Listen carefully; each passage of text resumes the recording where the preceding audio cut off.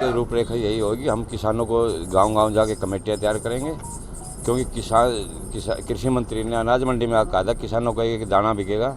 हमारे पास डाटा है, सरकार के रिकॉर्ड के हिसाब से 70,000 हेक्टेयर रेवाड़ी ज़िले के अंदर सरसों बोई थी, लेकिन सरकार ने अभी तक सिर्फ 2,77,000 क्विंटल सरसों रेवाड़ी मंडी में खरीदी गई है और सरकारी रेट पर, और 98,000 क्विंटल खरीदी गई है प्राइवेट के अंदर जी, 1.5 महीने के अंदर। तो अभी तो सरसों, क्योंकि 70,000 हेक्टेयर के हिसाब से 14 लाख क्विंटल सरसों होनी चाहिए, और रेवाड़ी ज़िले के अंदर अभी तक सिर्फ 4 लाख क्विंटल सरसों बिकी है। 10 लाख क्विंटल सरसों तो अभी किसानों की पड़ी हुई है, जो 2 दिन के अंदर किसानों ने किया, इन्होंने खरीद करी।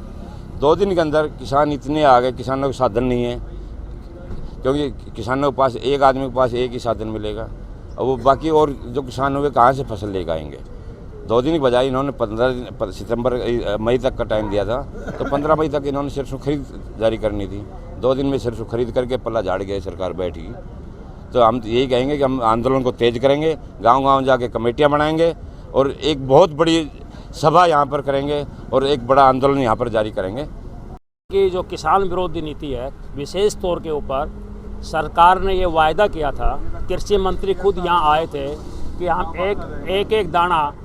एक दाना हम आपका अनाज का फसल का खरीदेंगे, परंतु किसानों की फसल एमएसपी पर नहीं खरीदी गई। आंदोलन के बाद 2 दिन का समय दिया, पूरा शहर ओवर क्राउडेड हो गया, किसान घरों को वापस चले गए, खाना पूर्ति की। हम सरकार से ये कहना चाहते हैं, जब आपने वायदा किया था तो वायदा खिलाफी क्यों है, उसका कारण सरकार नहीं बता रही है। हम किसान जागरूक हैं। सरकारों ने 56% पाम ऑयल विदेशों से बहुत सस्ते रेट पर मंगा लिया है कंपनियों के लिए, और वो कंपनियां महंगे दाम में बेचेंगी जो खाद्य तेल है, पाम ऑयल। तो जो ये सरसों जो काम आती थी खाद्य तेल के तौर के ऊपर, अब देश की सरकार को, प्रांत की सरकार को किसानों की सरसों की जरूरत नहीं है। ये सरकार कंपनियों की सरकार है, पूंजीपतियों की सरकार है। तो हम ये कहने के लिए आए कि सरसों बोई है, लागत मूल्य से भी कम सरसों गई है, इतनी मेहनत करी है और उसको आपने खरीदा नहीं, कौड़ियों के दामों में बेचने के लिए किसान मजबूर होगा। कम से कम 80% किसान आज भी बाकी हैं।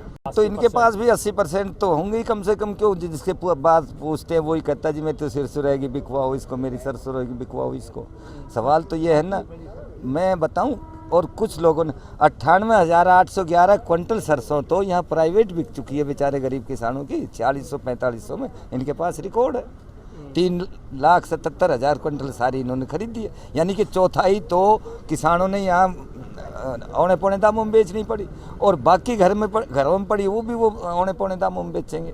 तो सरसों तो काफ़ी पड़ी है अभी से। इन्होंने तो दिखावा किया था 2 दिन का कि भाई ये धरना देंगे, वो होगा, तो 2 दिन किसान उस धंधे में लग जाएंगे, इकट्ठे नहीं होंगे, तुम अपना पीछा छुटा लोगे। उसमें बिक्री थोड़ी हुई है, वो तो इन्होंने परेड कराई, कच्ची कैद की है किसानों की। माँ बहनें बैठी रही है यहाँ धक्के खाती फिरी है, और फिर वो बेचारे रोते चले गए। जो बच गए उनकी सरसों खरीदनी चाहिए अभी। हाँ बिल्कुल खरीदनी चाहिए। और ये जो मुआवजे की बात चल रही है, इनको शर्म आनी चाहिए, घर में बैठ के 24% लिख लेते। हमें ये बताया जाए कौन सा तो पटवारी गया गाँव में, किस नंबरदार को लिया साथ, गांव के किस आदमी से पूछा किसका खेत कहाँ है।